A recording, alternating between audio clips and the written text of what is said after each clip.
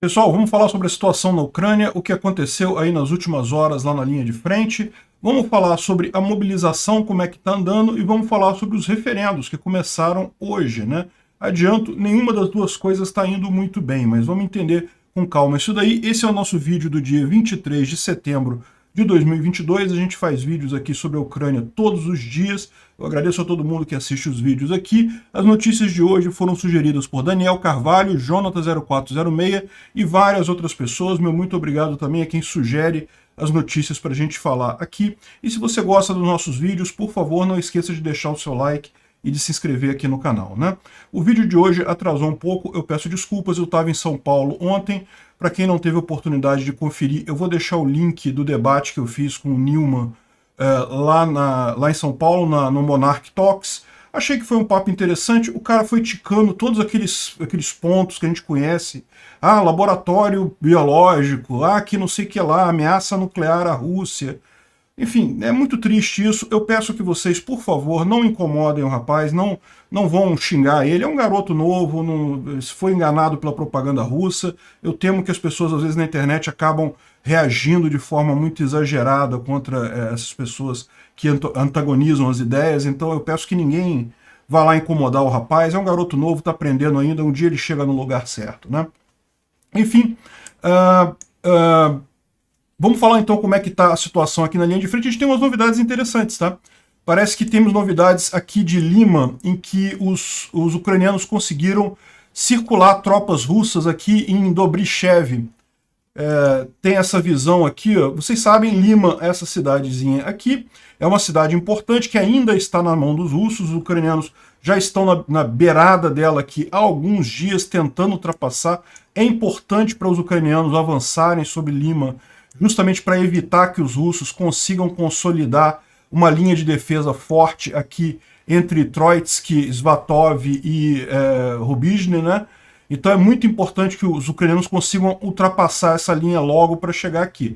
Já estão alguns dias parados aqui, infelizmente não conseguem avançar. O número de tropas russas aqui em Lima é pequeno, mas os caras estão resistindo bravamente. O que aconteceu agora é que uma parte dessa cidade aqui, de Dobrychev, que estava na mão dos russos, os ucranianos conseguiram contornar a cidade e agora esses soldados russos aqui estão isolados. Mais do que isso, segundo diz o pessoal aqui, neste momento os ucranianos já estão aqui ao norte de Lima, ou seja, estão próximos de circular os russos também que ficaram em Lima, né? Quando você circula uma tropa assim, é uma situação muito complicada, porque os caras não têm o que fazer.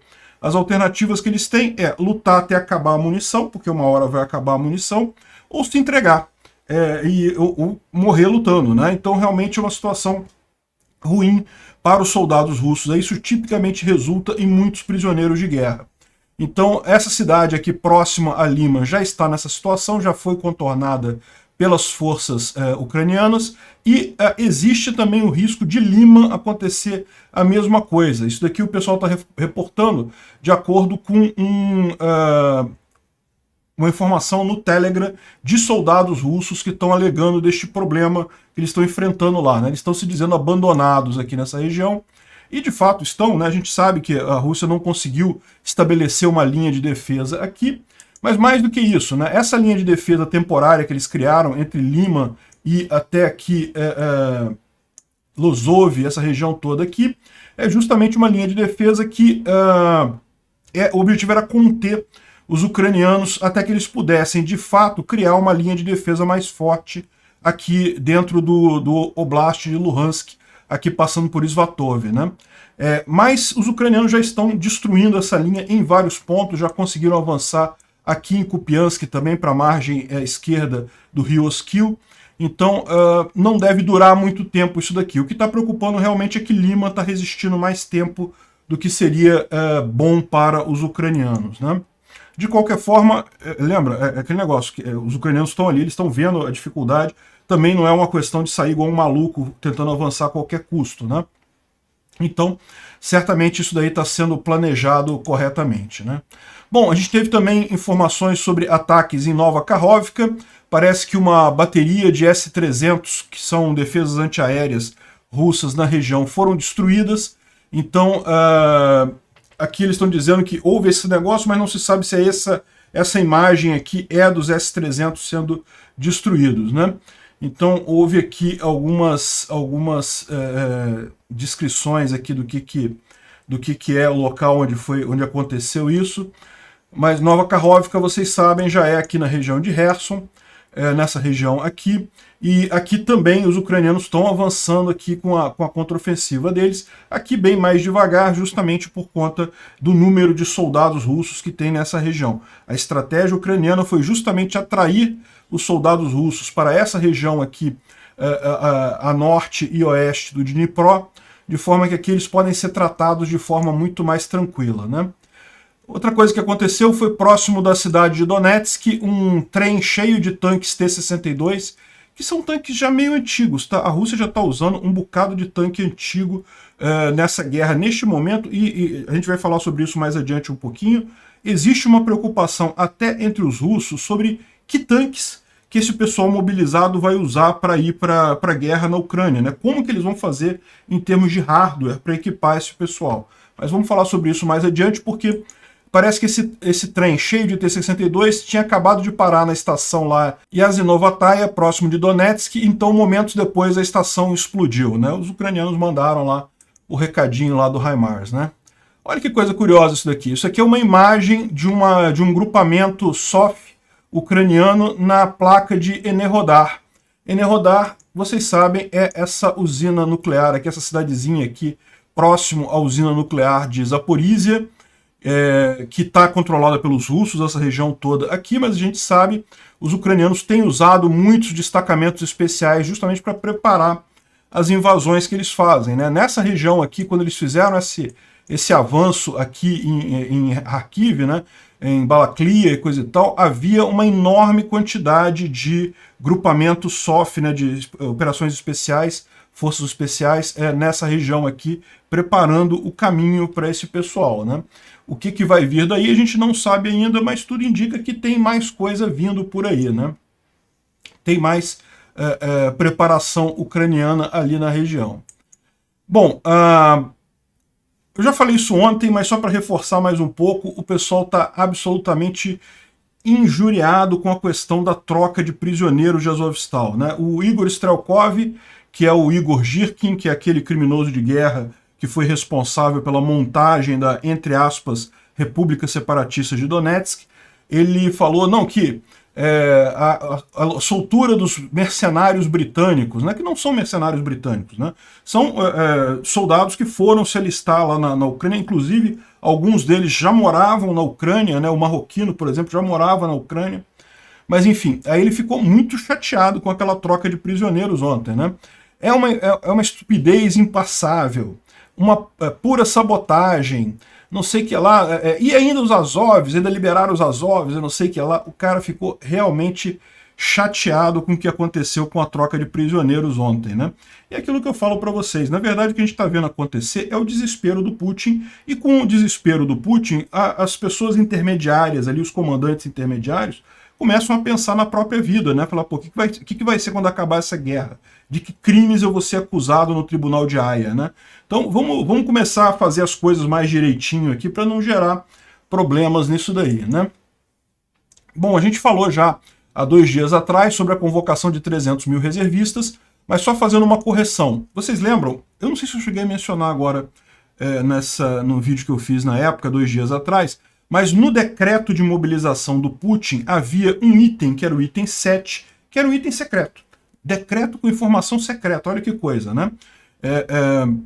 Um absurdo completo. Imagina, o Estado faz uma lei, que um decreto não deixa de ser uma lei, um dispositivo legal, em que você não sabe o que está escrito ali. E aí, como é que vai acontecer? O que vai acontecer com esse caso? Você não tem como saber se está cometendo um crime ou não, porque você não sabe o que está escrito na norma legal, né? Isso pode parecer uma coisa muito esdrúxula, mas aqui na época do Sarney, na época dos militares aqui no Brasil, e até na época do Sarney, ainda tinha decreto secreto aqui no Brasil. O governo lançava um decreto que ninguém ficava sabendo o que era, mas você podia ser responsável por eles, você podia ser responsabilizado pelo que estava escrito ali. Enfim, é um absurdo completo isso, né? Mas parece, segundo algumas fontes, esse item 7 foi oculto justamente porque ele prevê a mobilização de até 1 milhão de russos. Então, aquela ideia de que vão ser 300 mil russos foi propaganda que o Putin fez na televisão para não apavorar o pessoal. Não, vai ser só 300 mil e coisa e tal. O decreto em si prevê 1 milhão de russos. Isso vai fazer diferença em alguma coisa? Não vai, porque no final das contas 300 mil e 1 milhão sem equipamento adequado, sem treinamento adequado, basicamente não vale nada, é a mesma coisa que nada. Mas vamos falar sobre isso mais adiante. O importante é vocês saberem que não é só 300 mil, não, é 1 milhão. E no decreto também falava que quem está estudando, quem é estudante, não iria ser chamado, e a gente já tem reportagem de russos invadindo sala de aula para puxar aluno homem para ser alistado. Então, assim, né, esquece o que o Putin fala, no que se fala lá, não se escreve. No final das contas, eles vão fazer o que eles tiverem vontade. O mais cruel dessa história toda é que, tipicamente, eles acabam recrutando muito mais gente no interior da Rússia, nas áreas minoritárias, ali na Yakutia, aquelas regiões mais a leste da Rússia, e em Moscou e São Petersburgo, que é onde tem muito filho de rico, muito filho de gente importante, acaba tendo muito menos convocação ali, né? Então, realmente é um absurdo isso. Continua o êxodo, tá, gente? Não parou, não. A fila de gente para sair da Rússia na Geórgia parece que é 3 dias que tá levando para você passar lá pela fila lá para a Geórgia. É um negócio enorme, tá enorme a fila, um monte de gente lá. Mesma coisa na Mongólia, em outros países também. Na Finlândia ainda tem muita gente. Enfim, continua o pessoal tentando fugir da Rússia para não ser alistado, né?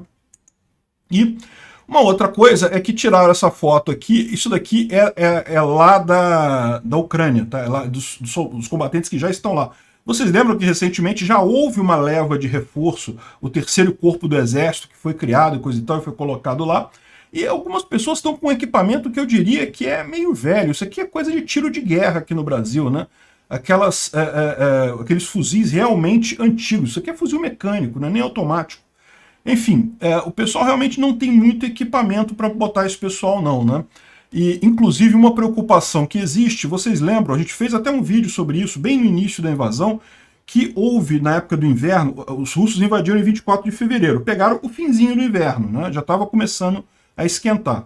Mas houve muitos casos de russos com frostbite, que é aquele congelamento, né? Quando você tem um congelamento interno da parte, e é uma coisa realmente muito dolorosa, você pode perder o braço, perder o dedo, perder aquela parte do corpo, é realmente algo muito crítico, né? Justamente por falta de roupa apropriada para frio, né? E muita gente está se perguntando se a Rússia vai ter roupa apropriada para frio, para essas tropas todas lá na Ucrânia, né? Enfim, além disso, está circulando esse vídeo aqui dos recrutas já chegando bêbados para convocação, o cara já andando meio torto ali para convocação, o outro caiu ali embaixo. É aquele negócio, né? Vai ser difícil mesmo colocar esse pessoal na linha. Eu não tenho dúvida nenhuma que vai ajudar os russos. Eu falei para vocês, o grande problema que os russos têm lá na Ucrânia é falta de pessoal. Mas eu não sei se vai ajudar tanta coisa assim, não. E aí até é engraçado isso daqui, ó. Isso daqui são posts em Telegram russos, né? Aqui está a versão em russo e aqui já está a tradução para a gente ver, né? Isso aqui certamente é um Reddit, né? Pelo visto aqui, pelo jeito, é algum fórum anônimo, né? O que, como a mobilização que era para deixar os ucranianos estressados, era para preocupar os ucranianos, mas por algum motivo os ucranianos estão rindo, estão achando engraçado. Por que eles não estão estressados com isso, né? O outro aqui, por que os ucranianos estão rindo? Eu que exijo uma explicação. Por que a gente fez uma mobilização completa e os ucranianos estão rindo como alguma coisa?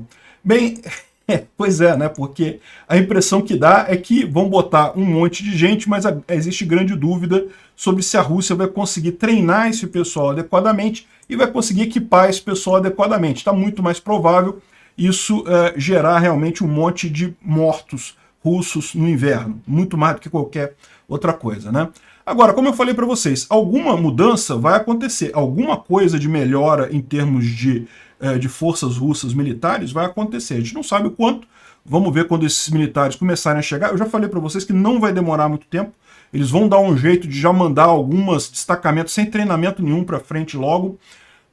Outros talvez eles tentem treinar um pouco melhor, mas de qualquer forma deve ter alguma coisa. Aqui tem uma thread justamente também do Kots News, que é um Telegram russo, falando justamente sobre isso, sobre como a mobilização é algo importante para eles, que eles acham que vai ajudar muito lá, que realmente a gente tem brigadas inteiras que hoje tem apenas 60 pessoas, 60 soldados de infantaria, né? Uma brigada deveria ter muito mais do que isso.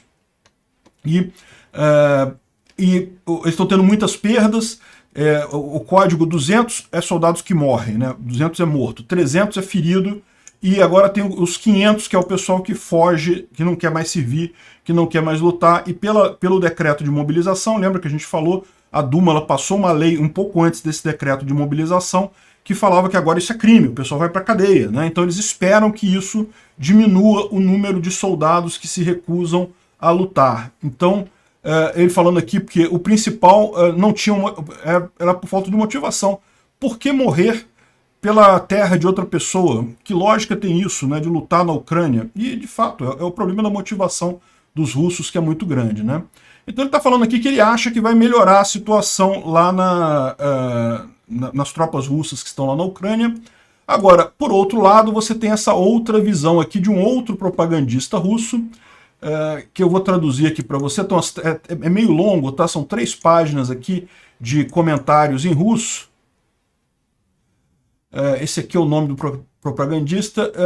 Eu vou pegar já direto aqui a coisa. E ele falando aqui que não, que ok, fizemos a mobilização, vão vir não sei quantas pessoas e dá para fazer várias brigadas e coisa e tal. Aí ele está falando sobre a falta de tanques. Segundo ele, na Segunda Guerra Mundial, a indústria soviética aumentou a produção de tanques em 3,7 vezes, ou seja, quase quadruplicou a produção de tanques. Se a indústria russa atual conseguir superar isso, ainda assim não vai ter tanque suficiente para fazer, para equipar essas brigadas, para equipar esse pessoal, né?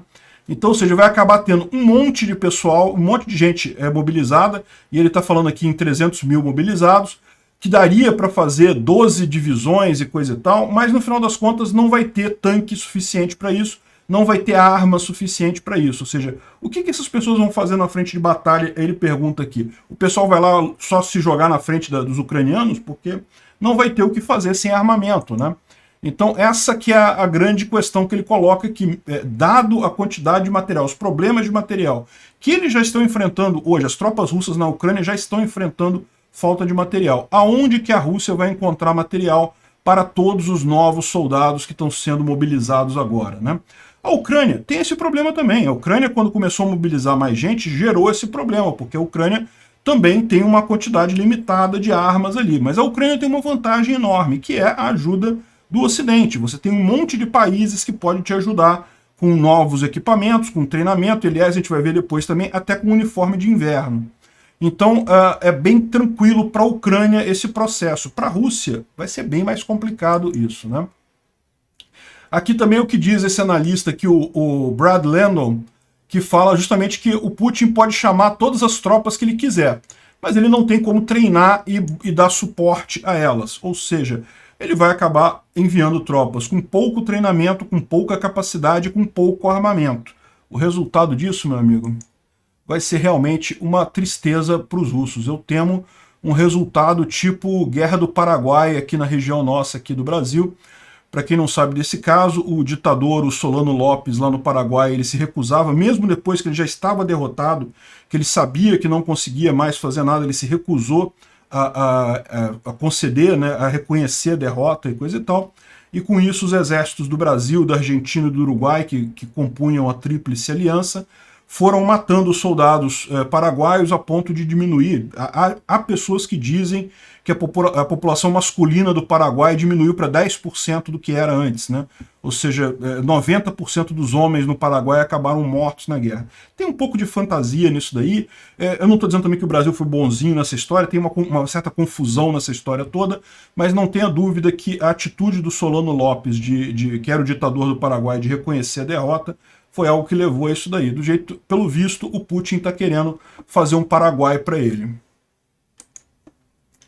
E uma outra informação que surgiu aqui também é que o Pushilin, que é o fantoche russo, que supostamente é o presidente entre aspas, República Separatista de Donetsk, ele está falando que a situação na República é extremamente difícil e tem sinais preocupantes. O inimigo colocou uma quantidade, o inimigo aqui nesse caso, evidentemente, os ucranianos, colocaram uma quantidade significativa de forças e é possível que no futuro breve eles tentem fazer uma contraofensiva ali, né? O que ele está falando? Ele está falando exatamente dessa região aqui. Lembra, aqui é Donetsk, essa região aqui toda é Donetsk, então é muito provável que os ucranianos façam uma contraofensiva aqui. Vão fazer, a gente sabe que vai fazer, justamente para retomar essa parte norte aqui do Oblast de Donetsk, né? Repara que essas linhas aqui são as fronteiras entre os estados lá, ou oblastes, né? Aqui é o Oblast de Luhansk, o de Donetsk fica aqui, mas vai até essa região aqui que está ocupada aqui no norte. Liman fica no Oblast de Donetsk. E Izium já é no Oblast de Kharkiv, é esse outro Oblast aqui. Enfim, certamente vai ser preocupante, pode se preocupar mesmo o Pushilin, porque você vai ter dor de cabeça muito em breve aí, né? Bom, vamos falar sobre os referendos. Começaram os referendos hoje, e lógico, houve algumas pessoas que foram votar de boa vontade, ninguém está dizendo que não há ninguém favorável à Rússia nessas repúblicas separatistas, nesses estados ali, essas entre aspas repúblicas separatistas, não é isso. Existem algumas pessoas que são favoráveis à Rússia e foram votar, outras tantas foram votar por pressão pura e simples, mas teve gente até que protestou contra. Aqui, ó, em Snihurivka, aqui em Donetsk, teve até protesto, tá vendo? As pessoas protestaram contra o referendo, que não tem lógica nenhuma, que não tem, é um absurdo isso e coisa e tal. E estão sendo forçadas a votar, estão sendo obrigadas a votar. Repara como é que é tudo pessoal de idade, que foi quem ficou na cidade, né? Essas cidades ocupadas pelos russos, o pessoal foge de lá, não vai ficar. É uma vida miserável. O pior é isso, acaba prejudicando muito mais o pessoal mais idoso, que é justamente quem não consegue fugir desse lugar, né? E chega a ser curioso que olha só como é que é a votação, ó. Não tem nem cabine não, meu amigo. Tu vai ali na frente dos guardas, lá os guardas com metralhadora na sua frente, aí vota aí, ó. O cara vai lá e vota e bota na urna ali, ó. Todo mundo vê em quem você votou, né? É lógico, esse cara aqui, o pessoal tá tirando foto e coisa e tal, mas repara que não tem nenhuma cabine aqui, não é um lugar fechado para você votar, né? Enfim, também quem se importa, né? Porque eles sabem já qual é o resultado disso daí, eles já sabem que vão dar o resultado de querer anexar a Rússia, esses plebiscitos são tudo pro forma mesmo, nada importa, né? E alguém lembrou aqui de um plebiscito que aconteceu em 1938 para dar mais poderes para Adolf Hitler na Alemanha, né? E fizeram esse plebiscito e adivinha, o Hitler ganhou, olha que coisa, né? Esse pessoal ditador, o plebiscito e ditador é uma coisa que não funciona muito bem. Bom, aqui no Instituto para Estudo da Guerra, eles estão falando justamente sobre a questão do fato da mobilização. Provavelmente não vai ajudar em grandes coisas o esforço militar russo na Ucrânia. De novo, não é que não vai ajudar alguma coisa, vai ajudar alguma coisa, mas não vai ajudar de forma significativa, não vai mudar o quadro de forma significativa. Ao contrário, acaba gerando muito mais problemas para a Rússia do que qualquer outra coisa, né? Bom, a OTAN vai ajudar a Ucrânia com uniformes militares de inverno, o que é uma coisa importante, porque o inverno ali naquela região não é brincadeira, e para quem está batalhando em trincheira, esse tipo de coisa, é algo realmente que pode matar com muita facilidade. Isso é uma coisa que realmente pode ser uma vantagem enorme dos ucranianos em relação aos russos nesse inverno, né? E mais uma vez a gente tem informações de que o Putin tem feito microgestão da frente de batalha. Quem está comandando as tropas russas lá na Ucrânia é o Putin, no final. O Putin que não tem experiência militar nenhuma. Lembra, o Putin não é militar. O Putin, a origem dele é do serviço secreto, é da KGB, e depois da burocracia estatal russa lá, virou burocrata estatal. Não tem experiência militar nenhuma, e pelo visto ele está microgerenciando os russos lá nessa fase da batalha, justamente devido à derrota, né? Ele está tentando fazer a coisa avançar, os generais dele não conseguem ter sucesso, aí está achando que ele vai conseguir alguma coisa. Boa sorte, Putin, continue nessa linha. Eu acho que isso vai ser muito positivo para os ucranianos no final das contas, né? Ontem aconteceu mais uma morte suspeita lá na Rússia. Aconteceu a morte de um reitor que caiu do edifício da escola. Ele tropeçou, cara. Muito chato isso, né? Se tropeçar na escada e ficar rolando na escada, vários lances de escada, e acabou morrendo. É realmente um problema crítico isso, né? É o que eu falo. Se fosse em outro lugar qualquer do mundo, eu até cogitaria a possibilidade disso aqui ter sido um acidente. Às vezes o cara realmente tropeçou na escada, né? Bateu a cabeça e coisa e tal. Mas sendo na Rússia, fala sério, isso aqui é matar o cara, tá na cara isso, né? Mais uma morte lá, já se perdeu a conta de quantas pessoas morreram em circunstâncias suspeitas lá na Rússia. E outra coisa é que a Alemanha anunciou asilo político para desertores russos opositores de Putin, né? Muita gente está fugindo da Rússia devido à perseguição de lá, e a Alemanha está oferecendo asilo para essas pessoas. Eu não sei até que ponto isso é bom, porque no final das contas vai acabar entrando muita gente que é agente russo disfarçado. Mas também vai tirar muita gente lá da Rússia que pode formar uma oposição contra Putin efetiva no exílio, né? Então, vamos ver isso daí. Eu acho que é aquilo que eu falo para vocês.